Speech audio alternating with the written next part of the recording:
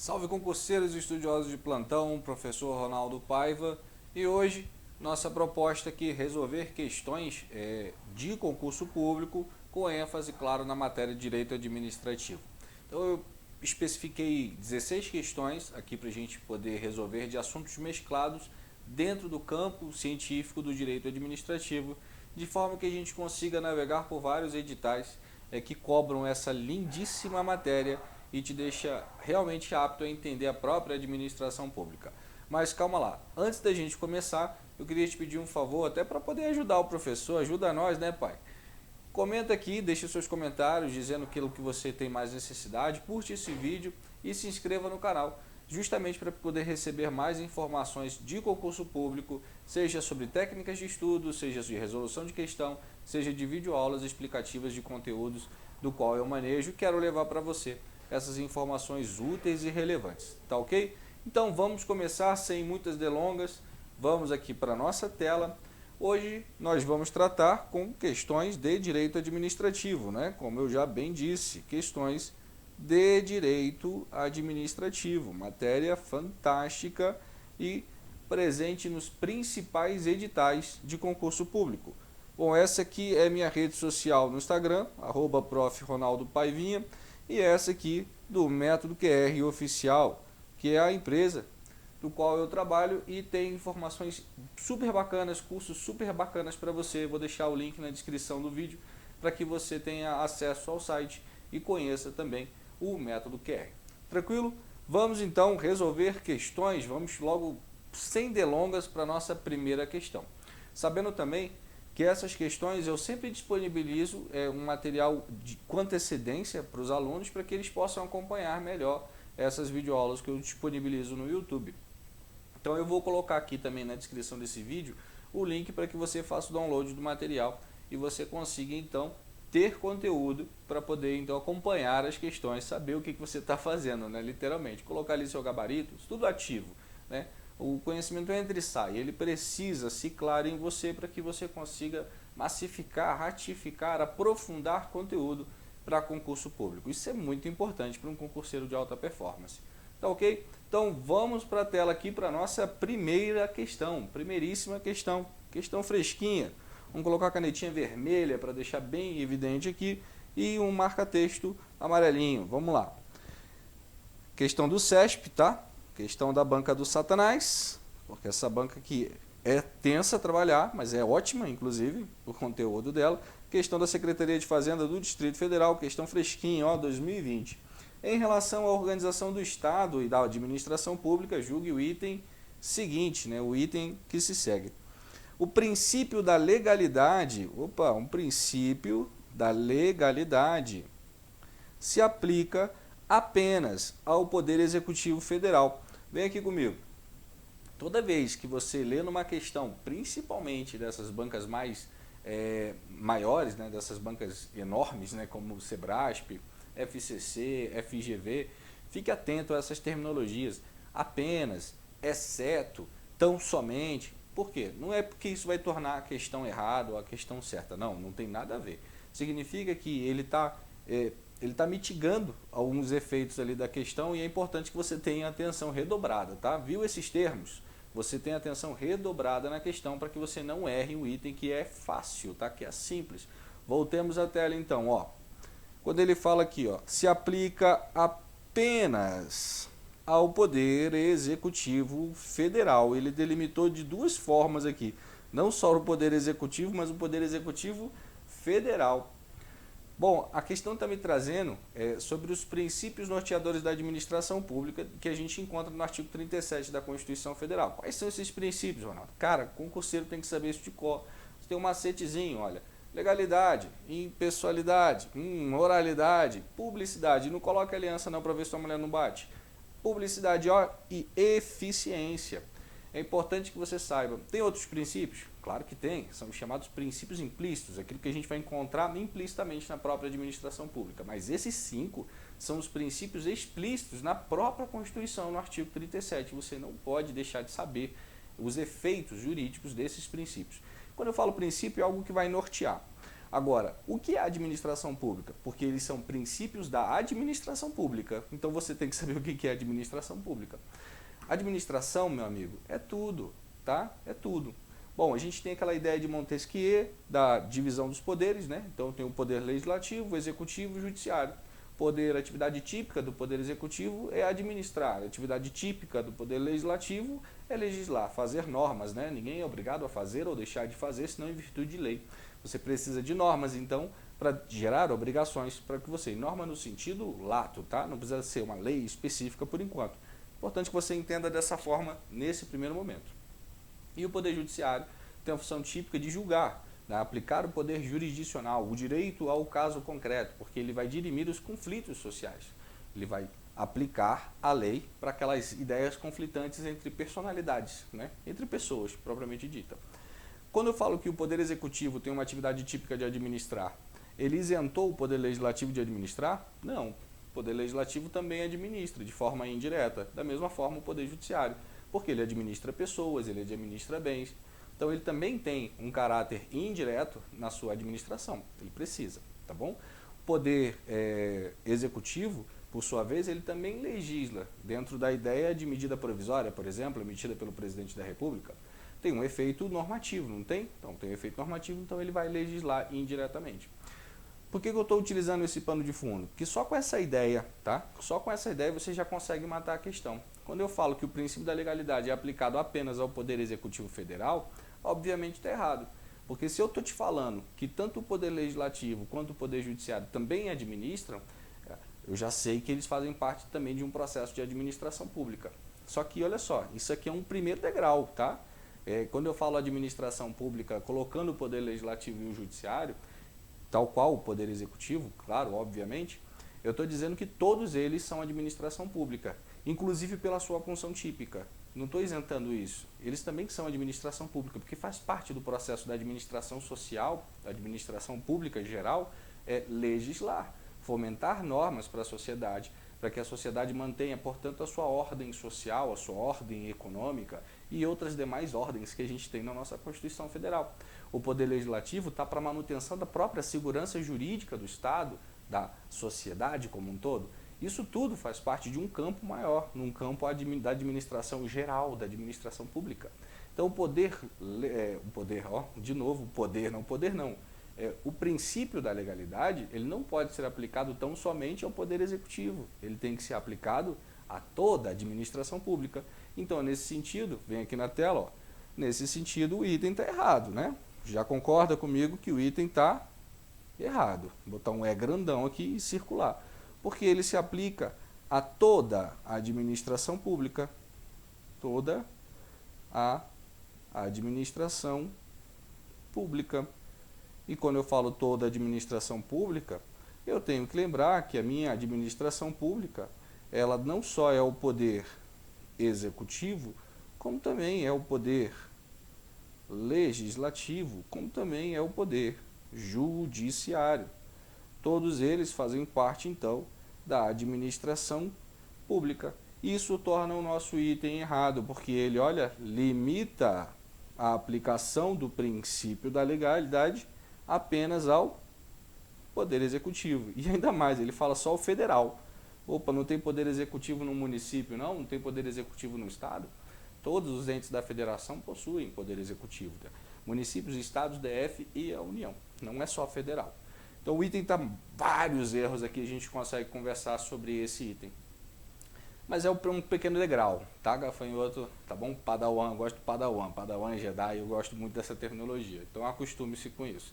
É importante que você tenha esse conhecimento e não perca questões fáceis, de graça, que nem essa aqui, na sua prova. Nós já podemos ir para a próxima questão, né? Está de acordo com o gabarito? Deixa seu comentário, fale ali, debata comigo, não tem problema nenhum. Pode entrar com recurso, eu vou ler e vou responder ali no chat mesmo para você, tá bom? No chat não, porque não é ao vivo, né? Mas ali nos comentários, para que eu consiga te explicar melhor, claro, na medida do possível, tá bom? Vamos para a tela para a nossa questão de número 2. Questão de número 2, PRF 2019, curso de formação, tá? Vamos lá. Tanto a inexistência de matéria de fato, vamos iluminar isso, porque é importante que a gente tenha esse conceito aqui muito bem na nossa cabeça. Toda vez, olha, matéria de fato, a inexistência, tá? Ou a inadequação jurídica podem configurar o vício. Quando eu falo aqui, ó, podem configurar o vício de motivo de um ato administrativo. A inexistência da matéria de fato, né, quanto à sua inadequação jurídica. Vem aqui para mim. Presta atenção. O ato administrativo, ele é composto de 5 elementos, tá? O ato administrativo perfeito, 5 elementos. O ato ele tem que ter um agente competente, que é apto a, então, a gerar a manifestação da vontade unilateral do Estado. Ele tem que ser competente para isso. A atribuição tem que vir da lei para que ele se torne, então, competente. Ele tem que ter uma finalidade própria e imprópria, uma finalidade direta e indireta, uma finalidade imediata e uma finalidade mediata. Sabendo que sempre, de forma indireta, mediata, a gente vai ter o interesse público, tá? Por quê? Porque o interesse público ele é indisponível e, portanto, o supremo. A gente tem que lembrar disso lá no direito constitucional, na fomentação da própria norma pública. Muito importante para você. Competência, finalidade, forma. Forma é aquilo também descrito na lei, é como o ato administrativo vai se apresentar formalmente para as pessoas. Eu tenho um motivo, e tem que ser um motivo de fato e de direito. E eu tenho o próprio objeto em si. O objeto é a manifestação clara do ato administrativo. É, de fato, a materialização dele. Tá bom?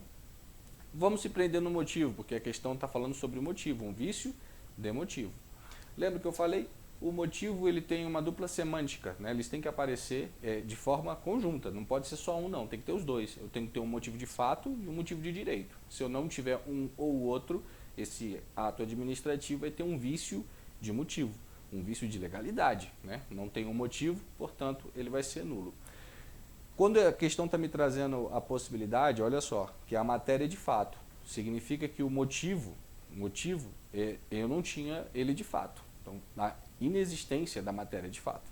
E a inexistência também, ou seja, da aplicação da inadequação jurídica. Quando eu falo inadequação jurídica, eu estou falando que eu também não tenho um amparo jurídica. A matéria é de direito. Então, o objeto aqui, o motivo tem que ser um motivo de fato e de direito, não é? Agora, sabendo dessa informação, vem na questão, para você ler junto comigo e você mesmo conseguir emitir o gabarito. Olha só, tanto a inexistência da matéria de fato, quanto a sua inadequação jurídica podem configurar o vício de motivo de um ato administrativo. Ora, Padawan, o item está certo, não está? O item está bastante certo. Por quê? Porque se eu não tenho motivo de fato ou motivo de direito, isso vai causar o quê?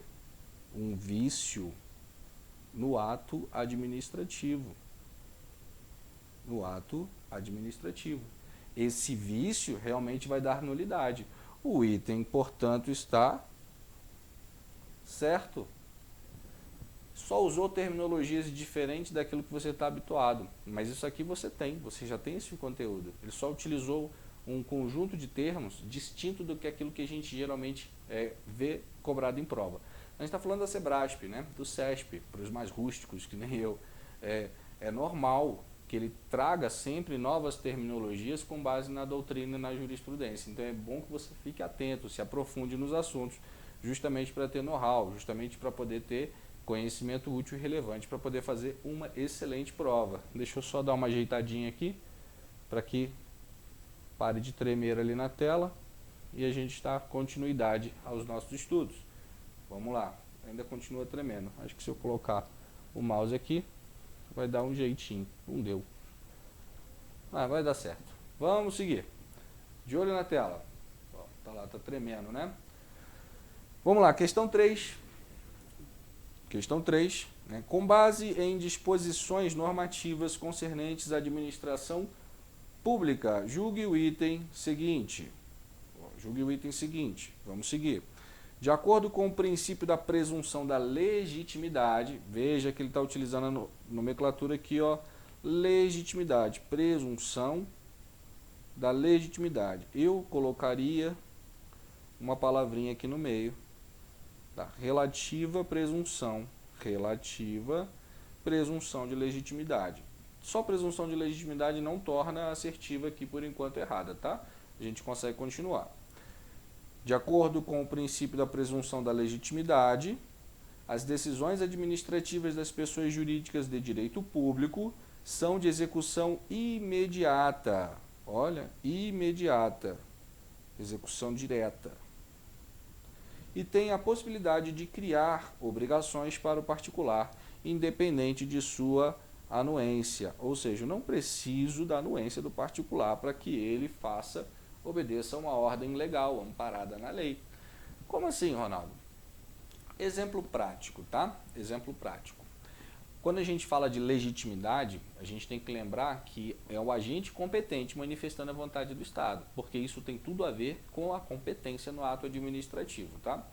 O agente competente, ele vai manifestar a vontade do Estado de forma unilateral. Ele tem amparo na lei? Tem. A lei dá esse embasamento para ele, um motivo de fato, um motivo de direito, uma finalidade a ser atingida, uma forma pré-estabelecida? Dá tudo isso. Então, ato administrativo, a gente está diante. Discricionário ou vinculado, ainda não é o momento de a gente falar sobre isso. Aí, digamos, ele vê uma pessoa na rua e quer parar aquela pessoa, ele quer cercear de forma temporária, precária, a liberdade individual daquele indivíduo em benefício da coletividade, em benefício da liberdade de todos. Ele vai fazer uma abordagem pessoal com base na sua fundada suspeita relacionada lá no artigo 244 do Código de Processo Penal. Veja, ele é competente para poder mandar o cara parar, ele vai dar uma ordem no cara e o cara vai ter que obedecer, não vai? Sim, ele é competente. Por quê? Porque o ato administrativo, ele é autoexecutório, manifestado pelo agente competente. Essa autoexecutoriedade, então, torna esse ato legítimo, porque ele foi manifestado por alguém competente, né? Por alguém competente, reservado em lei. A lei estabeleceu para ele aquela competência. Logo, é legítimo, né? A manifestação da sua vontade. Se é verdade ou não, né, as suas motivações ou o seu motivo, propriamente dito, do ato administrativo, aí já é outro princípio. A gente vai falar sobre ele possivelmente em alguma outra questão mais à frente. Mas é importante que você saiba, legitimidade tem a ver com competência, porque ele tem que ser legítimo, sabe? Legítimo, forte, potente, para poder então manifestar a vontade do Estado. Esse é um quesito que a questão está me trazendo. A autoexecutoriedade é porque eu não preciso da anuência daquela pessoa que está sofrendo os efeitos do ato e nem tampouco da anuência de outros órgãos, né? Por exemplo, Poder Judiciário. Eu preciso da autorização do Poder Judiciário para poder manifestar a vontade do Estado? Não, o ato administrativo ele é autoexecutório, né? Eu não preciso de uma dupla confirmação da vontade do Estado, salvo algumas questões que a gente vai entender da classificação do ato administrativo, sendo ele composto, sendo ele complexo. Mas isso não é uma dupla confirmação. Esse efeito jurídico do ato administrativo, ele é autoexecutório. Na primeira manifestação do Estado, ele já traz efeitos. Ótimo, é isso que eu preciso entender. Sabendo disso, a gente consegue ir para a questão. Volta aqui na questão, vem aqui.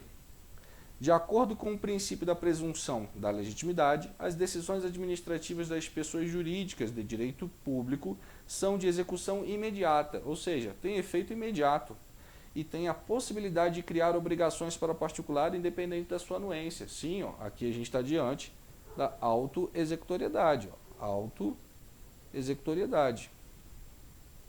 É uma característica do ato administrativo. Autoexecutório. Então a gente já está diante aqui de uma questão que a gente pode considerar certa. Ela está certa.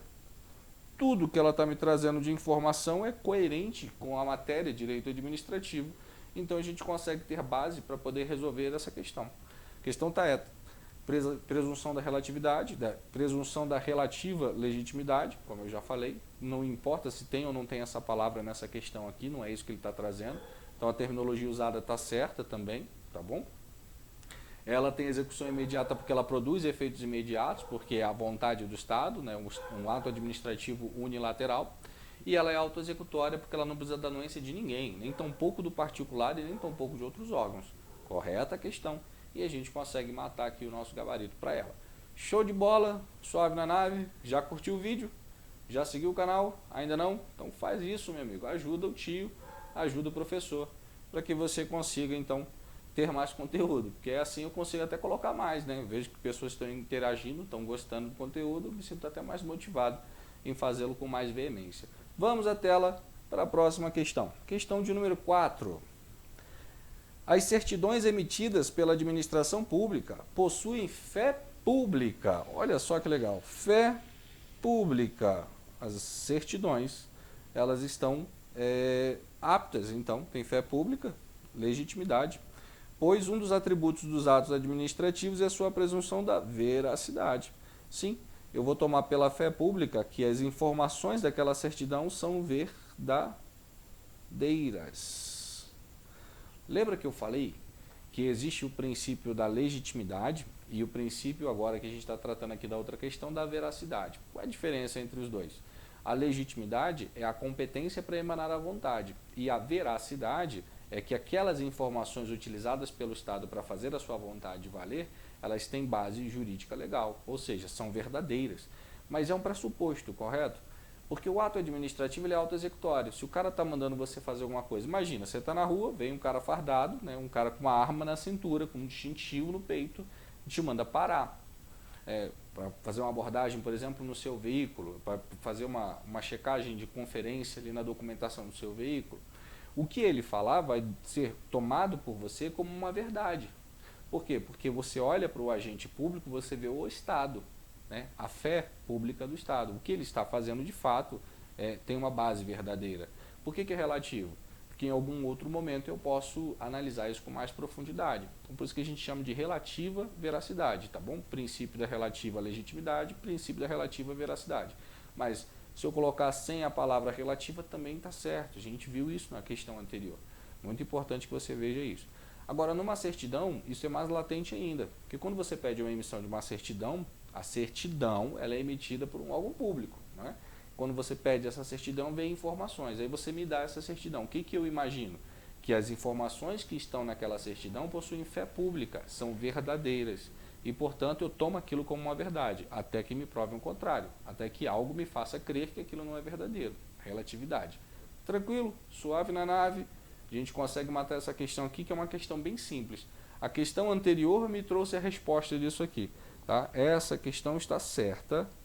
Vou botar aqui certíssimo, justamente para que você não tenha dúvidas sobre uma questão fácil, maraca, suave, que nem essa aqui. E a gente já vai para a próxima questão, tá bom? Essa aqui a gente nem merece uma atenção mais profunda, porque eu já expliquei dentro da legitimidade. Vamos seguir na questão 5, de olho na tela. Em razão, já vou direto para a assertiva, tá? Todas as questões são do CESP, então já vou direto para a assertiva, beleza? Em razão do exercício da sua prerrogativa da autotutela, autotutela, vamos botar isso aqui. A administração poderá revogar, outra coisa legal, revogar seus atos administrativos válidos, com efeitos ex tunc. Deu merda aqui, hein? Efeito ex tunc na revogação? Como assim, pai? Ajuda eu. Vem cá que eu vou explicar para você os pormenores dessa questão. Primeiro, o que é autotutela, né? Quando você fala tutela, a palavra tutela, substitui ela por outra para ficar mais fácil. Tutela é cuidado, é ter cuidado. Eu tenho tutela sobre alguma coisa, eu tenho cuidado sobre aquilo, beleza? Então, o que é uma autotutela? Eu estou me autocuidando, autofiscalizando, para fins de eu não fazer merda, né? Simples assim, é minha autofiscalização, chamada no direito de autotutela. E é assim que você tem que lembrar, para de tentar inventar coisa onde não existe, tá bom? Autotutela. Chegamos a um conceito de autotutela, agora vamos falar sobre revogação. Revogar é pegar um ato jurídico, um ato administrativo, por exemplo, pegar esse ato administrativo e parar os efeitos dele, cercear os efeitos dele, vou revogá-lo. Agora, eu posso fazer isso com um ato administrativo válido? O que é um ato administrativo válido? Ele tem competência, tem finalidade, tem forma, tem motivo, tem objeto? Ele é válido, pode surtir efeitos para a sociedade. Ótimo, eu aplico ele, acabou. Ele está surtindo efeitos, tá bom? A não ser os declaratórios que surtem efeito só de uma vez, né? Só de uma vez, já pronto, já surtiu o efeito apenas ali. Vou explicar isso depois. Mas veja bem, eu posso revogar um ato administrativo válido? Posso, Posso. Se eu não quiser mais os efeitos jurídicos praticados por ele, eu vou lá e revogo. Eu posso fazer isso? Posso, porque é autotutela. É uma prerrogativa que eu tenho, eu estou me cuidando. Estou cuidando da administração, estou tomando medidas administrativas necessárias para ter uma administração pública saudável. Então, sim, isso, a autotutela, né, utilizando a prerrogativa da autotutela, eu posso revogar um ato administrativo válido. A questão até aí está certinha, sabe? Tá chupeta no mel, tá delícia. Mas aí ele coloca no final que os efeitos seriam ex tunc. Bom, ex tunc não é. Para você que está caindo de paraquedas numa aula de direito e faz a mínima ideia do que é ex tunc, deixa eu te explicar para que você saiba. Existem duas terminologias em relação aos efeitos temporais de um ato. Existe aquele efeito que vai perdurar, né, para frente e para trás. Então, quando eu falo que eu vou cercear os efeitos, né, tem os efeitos ex tunc, ou ex nunc, significa que eu estou colocando o ato jurídico aqui e tem efeitos para frente e efeitos para trás. Beleza? Tunc, T de testa. Bato na testa, vou para trás. Ex tunc, olha, minha cabeça foi para trás, ela retroagiu. Ela retroagiu até o momento da sua origem, até o momento que aquele ato administrativo veio à tona, podendo então surtir efeitos jurídicos. Nunc, N de nunca, nuca, né? Ó, nunc, bato para frente, minha cabeça vai para frente. O que acontece? Necessariamente eu estou para frente. Quando eu falo efeitos ex tunc, ó, efeitos da revogação, ex tunc, retroage. Efeitos da revogação, ex nunc, não retroage. Toda revogação tem efeito ex nunc. Ela não pode retroagir. Por quê? Porque ele é um ato jurídico válido, né? O ato administrativo, que é um ato jurídico, um ato administrativo válido. Agora, eu vou tirar a validade do que já foi produzido? Não, não posso. Já produzi os efeitos, dali para frente eu vou tirar os efeitos, para trás não. Então eu não posso dizer que a revogação tem efeito ex tunc. Eu não posso dizer que ela retroage. Então ela sempre ex nunc. É dali para frente. Então isso aqui cagou a questão. Porque ele diz exatamente para mim, ó, que o efeito dela tem o caráter retroativo. Ó, retroativo. Retroativo. Não tem. Não tem. Bota aí. Não tem. Ela é ex nunc. E é por isso que o item se encontra errado. Você viu que foi só um detalhe da questão? Só um detalhe da questão. A questão tá linda, mas aquele aspecto ali cagou a questão. Né? Não é ex tunc, é ex nunc, né, Ronaldo? Putz, sacanagem, perdi uma questão ganha na minha prova. Você perdeu uma questão facinho, uma mão com açúcar na sua prova, para que você não tivesse ganhando mais um ponto, né? Redundante. Mas vamos seguir. Vamos lá, que eu tenho que até apagar aqui para você conseguir enxergar melhor. Então, vamos para a tela? Vamos para a tela. Questão de número 6. São irrevogáveis. São irrevogáveis. Olha, de novo, a revogação aparecendo para a gente. Ó. São irrevogáveis. Se ele está dizendo irrevogáveis, é não revogável, né? Os atos administrativos que, instituídos por lei, a lei determinou que existisse o ato administrativo, tá bom? Confiram direito adquirido. Direito adquirido. Olha, lembrou lá da Constituição? É isso, na Constituição está falando que não poderá ser modificado o direito adquirido. Quando eu tenho direito adquirido, é algo muito forte para a gente, né? O direito evolutivo, né, histórico, a historicidade do caráter do direito nos faz entender isso de uma forma muito clara. O direito não pode retroagir para me prejudicar. Se eu adquirir um direito, aquele direito é meu. Ele pode ser modificado para melhor, né? Pode se manter como está ou pode ser modificado para melhor. Aí você imagina, você, um agente público, munido de poderes pra cacete, tem que emitir um ato administrativo por força de lei, simplesmente declarando, olha, efeitos declaratórios do ato administrativo, declarando que aquele indivíduo tem o direito adquirido. Imagina um ato administrativo complexo, por exemplo, que é a aposentadoria. Eu vou lá, vou analisar a documentação do cara, vamos dizer que ele é militar, tem ali 30, 33 anos de serviço ativo, Ele tem direito, né, tem um direito ali de acordo com os critérios da lei, a sua reserva, aposentadoria para o militar, né, só um nome diferente. Aí ele vai sair da condição ativo para o inativo. Ele foi para a reserva remunerada. É a primeira fase da aposentadoria dele, né? Porque o militar tem uma dupla fase de aposentadoria. Ele tem a reserva e tem a reforma depois ainda. São situações distintas. Mas deixe isso para um direito militar, não para a aula de hoje. Bom, por que eu cheguei à conclusão de que ele podia então aposentar? Porque ele obedeceu os critérios da lei. Então ele tinha tanto tempo de contribuição, ele estava na atividade, ele tinha sua saúde em boas condições. Bom, cumpriu os requisitos da lei, vou emitir um ato administrativo declaratório, ele aposenta. É bom, ele tem um direito, é um ato administrativo que garante para ele um direito adquirido? Posso revogar isso? Não, não pode. Como assim não pode? Não, não pode. É um direito adquirido, ele cumpriu os requisitos da lei, logo eu tenho que entregar para aquele indivíduo, então, o direito que ele demonstrou ter, o direito adquirido. Suave? Bem legal essa questão, né? Bem legal. Ó, são irrevogáveis. Eu não posso, olha, não posso revogar. Então o item tá certo. Vamos botar aqui, ó, certo. O item tá certo. Não tem nem o que falar muito sobre isso aqui. E é bem interessante porque a gente está diante de um ato administrativo que quase 100% das vezes é um ato administrativo vinculado. E macete, tá? Porque o conceito precisa de macete. Macete. Todo ato administrativo vinculado não cabe revogação. Legal, né? Não cabe revogação. Se a lei estipulou os critérios, ou seja, todo ato está descrito na própria lei, a competência está na lei, tem que estar, sempre está, a finalidade está na lei, a forma está na lei, o motivo está na lei e o objeto está na lei. Então o ato é totalmente vinculado, não é? Sendo totalmente vinculado, não cabe revogação. Só anulação se tiver vício. Só se tiver vício, que a anulação é um instituto diferente. Beleza?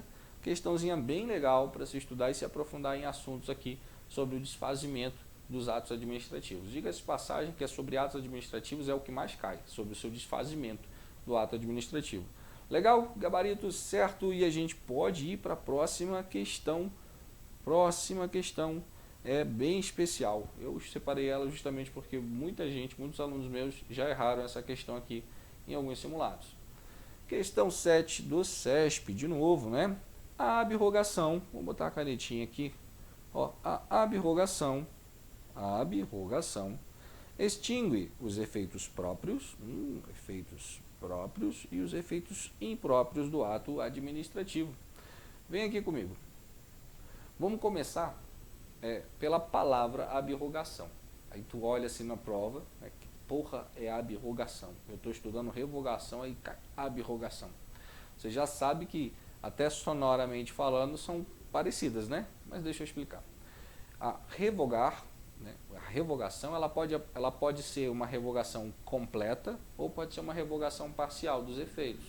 Quando eu falo de uma revogação completa, eu vou, olha, derrogar por inteiro, vou derrogar, é uma derrota, sabe? Eu vou derrogar aquele elemento, aquele ato administrativo, mas isso não cabe só em atos, tá?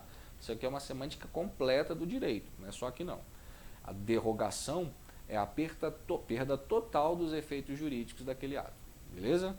E a abrogação é uma perda parcial, é uma revogação parcial do ato administrativo ou dos efeitos do ato administrativo. Não tem como revogar parcialmente um ato, né? Eu vou tirar a competência, não. Eu vou revogar sempre os efeitos, né? Eu estou sempre olhando o efeito do ato, o efeito do ato. Então a abrogação, ela é uma revogação parcial, tá bom? Só para você entender. Agora, quando a questão está me trazendo os efeitos próprios e impróprios, eu tenho que lembrar que todo ato administrativo tem uma finalidade. É a busca do resultado, não é? O que eu quero com aquele ato administrativo? Pensa assim, para você não errar mais. Eu quero uma finalidade, né? A finalidade, uma finalidade sempre impessoal, né? Sempre impessoal. Tem uma finalidade própria e uma finalidade imprópria. Uma finalidade imediata e uma finalidade mediata. Uma finalidade direta e uma finalidade indireta. São sinônimos, tá? Isso que eu estou falando aqui para você, 3 partes aqui são sinônimos. Então, o que é uma finalidade? O que é uma finalidade dita própria? Exemplo. Exemplo sempre é muito bom. O que eu quero? quando eu vou comprar algo para o Estado, vou pegar o Instituto da Lei de Licitações e vou comprar algo para o Estado. Eu quero comprar um computador. Para que eu quero aquele computador? Ora, Padawan, eu quero um computador porque o servidor precisa de uma ferramenta de trabalho, computador. Então, a quem eu estou atendendo com aquele computador de forma direta e imediata? É o servidor. É o servidor que precisa daquele computador. Agora, de forma indireta, imprópria, imediata, quem eu vou atender com aquele computador? A sociedade. Porque o servidor, tendo uma ferramenta de trabalho útil, ele consegue produzir mais para a sociedade. Então, essa é a finalidade imprópria, imediata. E essa finalidade, olha, ela sempre vai existir. Ela nunca será objeto de abrogação ou até a própria revogação como um todo, né, da derrogação. Então eu não posso fazer isso com a imprópria. Com a própria eu até posso. Eu vou lá e extingo o ato administrativo por revogação porque eu não quero mais o computador. Não tenho dinheiro, não vou comprar. Mas a finalidade sempre do interesse público, a imprópria, é essa aqui. Eu não posso abrogar, vou parcialmente tirar ela. Tá? Não posso. Essa aqui, ó, lembre-se, o interesse público, ele é supremo e indisponível. Eu não posso tirar ele dali, não. Eu não posso dispor para outras pessoas. Simples assim. E direto ao ponto para que você não erre mais essa questão. Vamos ler para que você consiga massificar. Olha, a abrogação extingue os efeitos próprios, beleza. Agora, os efeitos impróprios, não, os efeitos impróprios não pode, não é? Do ato administrativo. Outra coisa interessante dessa questão é que ele usa a palavra extingue, tá? Extingue. Extinção, eu posso entender aqui como um instituto de anulação, né? Extinguir é de fato como se não existisse, né? Isso é anulação. Então eu já mataria a questão utilizando só a palavra aqui, extingue, tá? Extingue é anular. A revogação é cercear, é parar os efeitos jurídicos dali para frente. Não vai fazer uma extinção total do ato, é só dali para frente em relação aos efeitos. Mas bem legal essa questão sobre abrogação e efeitos diretos e indiretos. Muita gente erra a questão porque não sabe o que é abrogação e não consegue vincular os efeitos jurídicos de um ato administrativo justamente com a ideia do mediatismo e do imediatismo. Muito importante. Vamos botar o nosso gabarito aqui, ó. Por esse motivo aqui, ó, a questão está errada. Suave. Consegue entender o raciocínio? Consegue pegar aqui o que a gente está conversando? Beleza. Se não, coloca no seu comentário aí. Pode criticar, tá tudo certo. O objetivo é ajudar. E se você quiser me dar uma devolutiva, pode me dar uma devolutiva. Eu vou gostar de ler o que você tem a escrever. Até porque eu quero melhorar sempre, né? O processo de crescimento é mútuo para mim e para vocês. E sempre será assim. Show de bola? Conseguimos ir para a próxima questão, questão de número 8. Vem aqui, opa, peraí que tremeu a tela, deixa eu dar aquela apertadinha aqui na minha placa de captura para parar de tremer. E agora eu consigo ir para a tela. Tremeu de novo. Fique quieto, menino. Vamos lá, questão número 8. Essa aqui é bem legal, para quem é militar, é sempre bem legal quando você lê questões assim. Questão número 8. Um tenente da Marinha do Brasil determinou que um grupo de soldados realizasse a limpeza de um navio, sob pena de sanção se descumprida a ordem. Sanção. Falou em sanção, você já lembra de um poder, né, de um atributo do Estado, que é muito importante que você também saiba. Sanção de descumprimento de ordem. Nesse caso, o poder a ser exercido pelo tenente, em caso de descumprimento da ordem, é disciplinar e deriva do poder hierárquico. Cara, que questão legal. Vamos lá, vamos explicar a questão. Um tenente, um agente competente para exercer determinadas atribuições e assumir responsabilidades, determinou a um pessoal ali que era subordinado a ele a cumprir determinada ordem lícita. Legal, a questão não está falando isso, mas é um pressuposto de legitimidade e legalidade e veracidade, né? Então a gente vai lá, é uma ordem lícita. Aí aquele povo descumpriu a ordem dele, não cumpriu. Aí ele vai punir aquelas pessoas pelo descumprimento da ordem lícita. Qual é o poder? Qual é o poder que o Estado tem para punir? Olha só o gatilho, tá? Para você não esquecer mais questões assim. Qual é o poder? Poder é atributo, tá? Quando fala assim, qual é o atributo? Porque quando eu coloco um agente público para trabalhar, eu tenho que dar atributos de trabalho para ele. Tem poder de polícia, hierárquico, disciplinar, normativo, cara, regulamentar, vinculado, discricionário. Então tem que ter poderes para que ele consiga exercer então um conjunto de atribuições e responsabilidades do seu cargo. Simples assim. Quando eu estou falando para ele que você pode punir, no caso que violando uma determinada ordem legal, você vai apurar, claro, garantida a ampla defesa e o contraditório, que no direito administrativo também se aplica, com certeza, né, o direito à ampla defesa e contraditório, que vai gerar um efeito jurídico danoso, bem possível, né, para aquele indivíduo. Mas qual é o atributo do agente público para poder então punir? Poder disciplinar. Poder disciplinar é o poder que o Estado tem de aplicar a sanção a pessoas ou personalidades, tá? Jurídica também, que tenham um vínculo jurídico com o Estado. Como assim? Não entendi. Se você é servidor, passou num concurso, você tem vínculo jurídico com o Estado. Se você ocupa um cargo de confiança, você tem vínculo jurídico com o Estado. Se você tem uma empresa e essa empresa, portanto, tem um contrato com a administração pública, essa empresa tem vínculo jurídico com o Estado. Então, toda vez que eu vou aplicar uma multa naquela empresa porque ela descumpriu o contrato, poder disciplinar. Toda vez que aquele servidor ali que faltou ao serviço sem justa causa, não apresentou a documentação necessária para uma aferição de contra-cheque, toda vez que eu for aplicar uma punição nele, eu estou diante do poder disciplinar. Só que o poder disciplinar, para ele acontecer, eu tenho que ter um outro poder acima. Não existe uma hierarquia entre esses poderes, não confunda isso. Mas ele dá a prerrogativa do outro, tá? Eu preciso ter o critério do poder hierárquico, porque imagina, eu sou o chefe de alguém e vou dar uma ordem para ele. Tem uma hierarquia aqui, não tem? Eu tenho a competência de dar ordens para ele. Isso é hierarquia. É uma hierarquia funcional, o caráter funcional da coisa. O tenente tem um critério hierárquico funcional de dar ordens em alguém que está abaixo dele. E é assim que funciona. Se aquela pessoa descumprir a ordem legal, pelo critério hierárquico da atribuição do tenente, eu vou poder puni-lo pelo poder disciplinar. Ó, que legal? Então, olha o que a questão me diz. Agora a gente consegue ler a questão com muito mais segurança, sabendo dessas informações. Não é? Um tenente da Marinha do Brasil determinou que um grupo de soldados realizasse a limpeza de um navio, sob pena de sanção se descumprida a ordem. Nesse caso, o poder a ser exercido pelo tenente, em caso de descumprimento da sua ordem, é o disciplinar. É o disciplinar. Que deriva, né, do poder hierárquico que o tenente tem, atribuída para ele, do tenente. O item está certo? O item está mais do que certo. O item está certíssimo. Uau! Questão deliciosa e fácil, né? Facinho, só saber como é que funcionam as atribuições. Né? Você não precisa saber, não.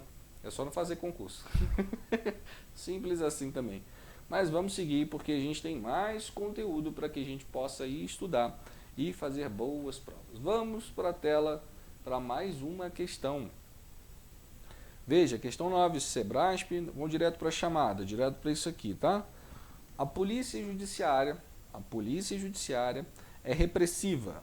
Vamos botar esse vínculo que a questão está me trazendo. A polícia judiciária é repressiva e está adstrita, ou seja, está focada aos órgãos e agentes do Poder Judiciário. Eu já li questões assim, já fico grilado. Poder Judiciário.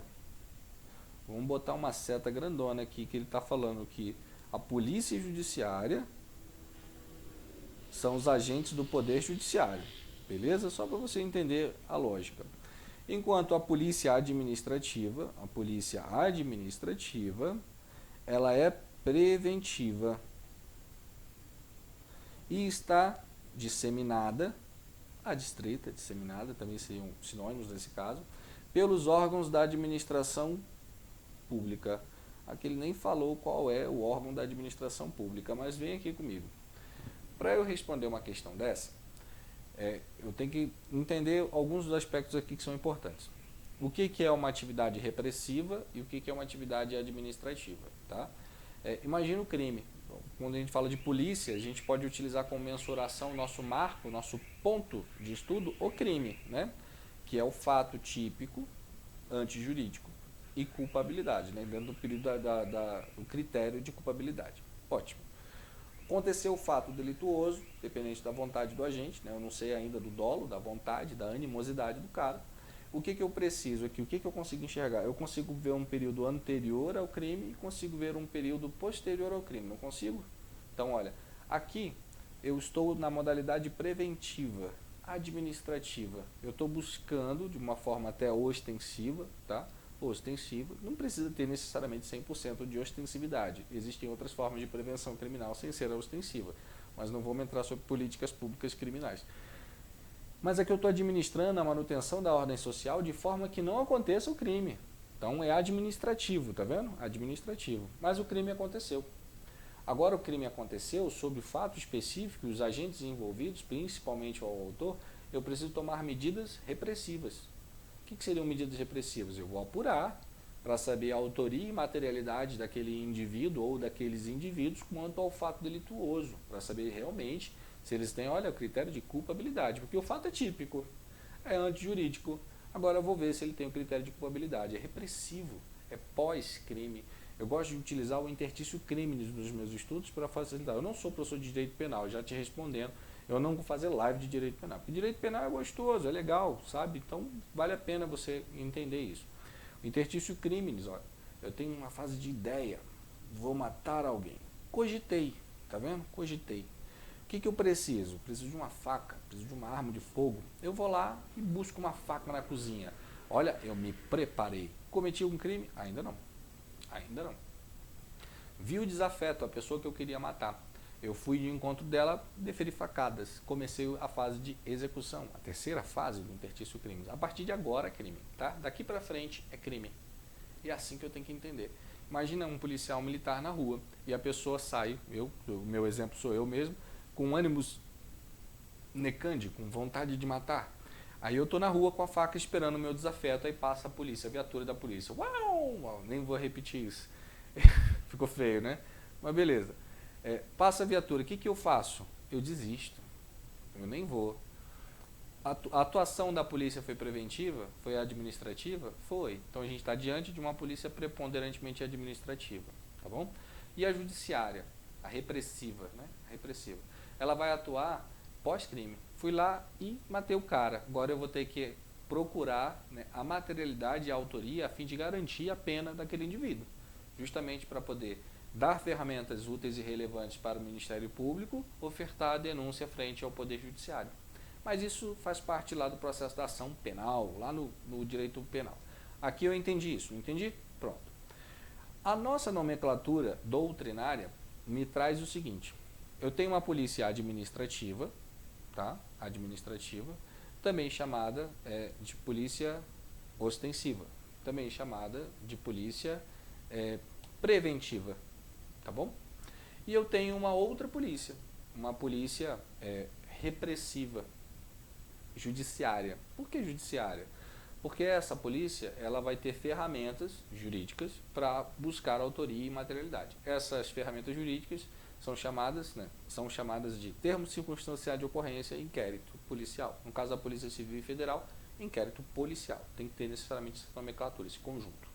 Tá fácil, né? Agora que com essas informações eu consigo entender. A Polícia Civil, a Polícia Federal, elas são do Poder Judiciário ou elas são do Poder Executivo? Fazem parte da administração pública direta no Poder Executivo. Poder Executivo, pô, não faz parte do Judiciário. Só a nomenclatura judiciária justamente porque tem ferramentas jurídicas necessárias para apurar autoria e materialidade. Só isso. Por isso que a doutrina fala que ela é uma polícia jurídica. Agora, sabendo disso, vamos à questão. Agora você consegue enxergar junto comigo aqui, ó. A polícia judiciária é repressiva. Ela é repressiva, tá certo isso aqui, tá? Ela é preponderantemente repressiva, tá? Esse termo totalmente, 100% repressiva ela não é, mas ela é preponderantemente. 90 e poucos % da atividade dela volta pós-crime. e está adstrita aos órgãos e agentes do Poder Judiciário. Isso aqui não. Poder Executivo. Poder Executivo. É isso que eu preciso saber. E a Polícia Administrativa é preponderantemente preventiva e está disseminada pelos órgãos da administração pública. Quando eu falo órgãos da administração pública, aqui ó, eu tenho que saber que, na verdade, a Polícia Administrativa está no Poder Executivo, tá? Ela está no Poder Executivo. Ela não está em todos os órgãos da administração pública, ela está em órgãos específicos. Lembrando que a atividade administrativa policial, ela não é adstrita apenas à polícia, lá no artigo 144 da nossa Constituição. Não faça esse erro, sabe, de iniciante. A atividade policial é uma atividade de polícia, é uma atividade relacionada no artigo 144 da Constituição Federal, que fala da segurança pública. Mas quando eu falo atividade policial, é uma atividade fiscalizatória de vários órgãos, não é só a polícia que faz fiscalização. O IBAMA faz fiscalização, o DETRAN faz fiscalização, o DR faz fiscalização. Então isso é uma atividade policial na busca da prevenção de outros tipos de delito. Não precisa necessariamente ser crime, tá vendo? Não precisa ser necessariamente crime. Mas isso é um estudo mais profundo, tá? Pra gente dentro do direito administrativo. O importante é saber o seguinte, está suave para você e a gente consegue então emitir o nosso gabarito dessa questão. Essa questão está errada. Esse, portanto, é o nosso gabarito. Vamos para a próxima questão. Passa o slide, Ronaldo. Questão de número 10. 10, vamos lá. Bateria, nota 10. Vamos à tela. Piadas à parte. Questão de número 10. Questão de número 10. Vou direto à assertiva. O abuso de poder, que inclui o excesso de poder e o desvio de finalidade, não decorrem de conduta omissiva do agente público. Cara, marca texto para essa questão, porque ela é muito importante para os seus estudos, tá? Muito importante. O que é omissivo? Bota aqui, ó, o que é uma conduta omissiva e o que é o abuso de poder. Vem aqui, ó, vem aqui.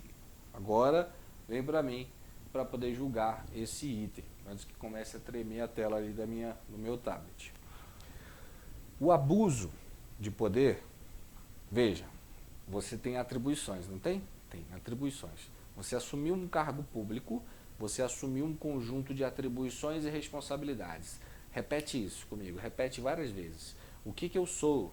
Eu ocupo um cargo público, logo eu tenho atribuições e responsabilidades. Atribuições e responsabilidades. Cargo público é igual a atribuições e responsabilidades. Que chato, Ronaldo. Puta merda. Eu sei, mas não erre isso. Não erre, tá bom? Quando você tem atribuições, automaticamente você tem o dever, atribuições, você tem o dever de agir em nome do Estado, utilizando, portanto, o conjunto de atribuições que você tem. Algumas atribuições vão te dar uma prerrogativa de escolha, outras atribuições, a maioria, vai te dar a prerrogativa, não, o dever de agir. Isso vai gerar para você a responsabilização pelos efeitos jurídicos dos seus atos, que são, portanto, amparados no conjunto de atribuições e responsabilidades que você tem, Padawan. É assim que você tem que entender. Bom, essas atribuição é igual a poder. Lembra que eu falei? Poder lá no início? Na verdade, são atribuições. A gente fala poder. Poder hierárquico, poder disciplinar, mas são atribuições, são atributos, né, que você tem justamente para poder operar o direito, para poder, então, fazer valer a atividade jurídica estatal, certo? Aí você imagina, eu vou atuar, né? Eu tenho ali as minhas atribuições, mas aí eu excedi as minhas atribuições. Eu peguei o meu escopo de atribuições e, além de executar as minhas, eu executei a do meu chefe. A dele também eu executei. Eu abusei, eu extrapolei, eu saí da minha caixinha, eu entrei em outra caixinha. Não pode, tá? Você excedeu poder, excedeu a sua competência. Então, o abuso de autoridade na modalidade excesso de poder pode aparecer por excesso de competência, beleza? Agora, Eu tenho ali as minhas atribuições e, por sua vez, vou utilizar as vantagens que a administração pública me dá em benefício próprio ou em benefício de outra pessoa. Sei lá, vai emplacar o carro no Detran e chega lá o cara do guichê, o funcionário do Detran, é teu brother. Aí o que esse brother faz? Faz com que você fure a fila e passe ali fora da sua hora marcada para poder fazer seu emplacamento. Aquilo está no conjunto de atribuições dele? Pô, aquilo nem está no conjunto de atribuições dele. Ele pegou a atribuição que ele tinha e desviou dela. Ele desviou da finalidade. A finalidade era controlar, nesse sentido, no exemplo que eu dei. O que ele fez? Ele cagou na cabeça do Estado e utilizou o conjunto, as prerrogativas que ele tinha em benefício alheio, em benefício de um amigo. Ele desviou o poder que tinha. Sacou?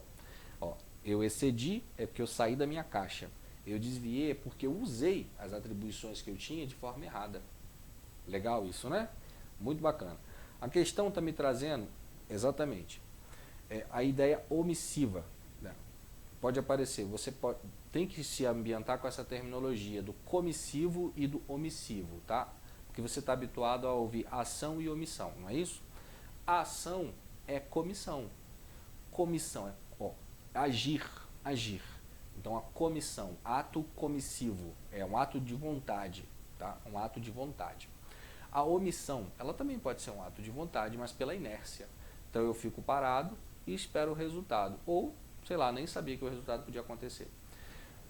Imagina o seguinte, o conjunto de atribuições e responsabilidades que você tem. Né? Você tem um conjunto de atribuições. É possível que eu desvie a finalidade ou exceda o meu poder pela minha inércia, ficando parado? Consegue visualizar isso? Vem para a tela. O abuso de poder inclui o excesso de poder e o desvio de finalidade. A questão está me afirmando que ela não pode acontecer, o abuso de autoridade, em decorrência da omissão de um agente público. Ora, vamos lá. Quando eu falo excesso de poder, necessariamente eu preciso de uma atividade comissiva, eu preciso agir, né? Eu preciso realmente querer o resultado, eu saí da minha caixa, eu não fiquei parado, eu saí. Então eu preciso de uma ação comissiva, não admite a omissão. A omissão no abuso de poder, né, pelo excesso de competência, realmente eu preciso de uma ação. Mas no desvio de finalidade, se eu ficar parado, eu vejo o resultado, se eu ficar parado esperando acontecer, porque se eu ficar parado eu vou ter vantagem. Se eu não avisar para aquela pessoa que ela tem que chegar mais cedo amanhã, por exemplo, ela vai ser demitida, vai tomar uma punição, vai cair de conceito e eu serei promovido na vaga dela. Viu que a minha omissão gerou um efeito jurídico? É possível então? É. A omissão para o desvio de finalidade é admitida. E isso tornou a questão errada. Tá? Isso tornou a questão errada. Vem comigo. O trem tá tremendo todo ali, cara. Olha lá, deixa eu botar aqui. Eu tenho que mexer no fio. Mas vamos que vamos. É a última questão. Ó. O item tá errado. Errado. Por que o item tá errado? Porque está dizendo que a omissão não pode ser aplicada no desvio de finalidade. Na verdade, é no desvio de finalidade. Ela aceita tanto a atividade comissiva, por ação do Estado, ação do agente, ou a omissiva. Tá bom? Questãozinha que você merece uma atenção sua, tá? Merece bastante uma atenção sua para poder estudar com mais profundidade essa questão de abuso de poder. Até porque você tem a Lei 13.869 de 2019, que é o abuso de autoridade. Você entendeu o abuso de autoridade? É entender o seu abuso de poder. E lá você vai ter a tipificação dentro das possibilidades de perda, inclusive, do seu cargo. Né? Se você, claro, for um servidor bosta. Simples assim. Aconteceu um erro com você ali, onde você faça algo de errado. Bom, são 16 questões que a gente se propôs a resolver, só que eu não quero fazer vídeos longos que eu sei que vocês não assistem. Simples assim. Tem mais 6 questões aqui que eu vou gravar em outra edição de resolução de questão de direito administrativo. Não tem uma ordem, eu só coloco o conteúdo, é minha vontade de colocar conteúdo para que vocês tenham conteúdo gratuito, simples, de fácil didática, justamente para que você consiga entender. Você consegue ir aqui do 0 a 100, começa devagarinho e depois a gente vai acelerando, colocando mais profundidade nas questões. O mais importante é você aprender, tá? É o intuito, né? Nenhum professor que se preze se prende ao fato de simplesmente vomitar informação. Não é essa a proposta de um professor. O professor sério, ele quer que você aprenda. Então, o objetivo é que a gente tenha uma didática simples, fácil, com terminologia coloquial mesmo. Se eu estivesse dando uma aula aqui para uma escola de magistratura, obviamente eu utilizaria toda a nomenclatura, toda a pompa necessária para rebuscar mais, mas não é o meu objetivo. E eu quero que você me dê uma devolutiva. Se você assistiu até o final, eu já agradeço, né, por isso, e me dê uma devolutiva, né? Além de curtir aqui o vídeo, seguir o canal para a gente ter mais notícias, mais informações úteis, deixe seu comentário para eu entender as suas necessidades e poder te ajudar mais. Show de bola?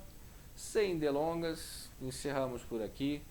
Luz e paz para você, meu caro Padawan. Até mais.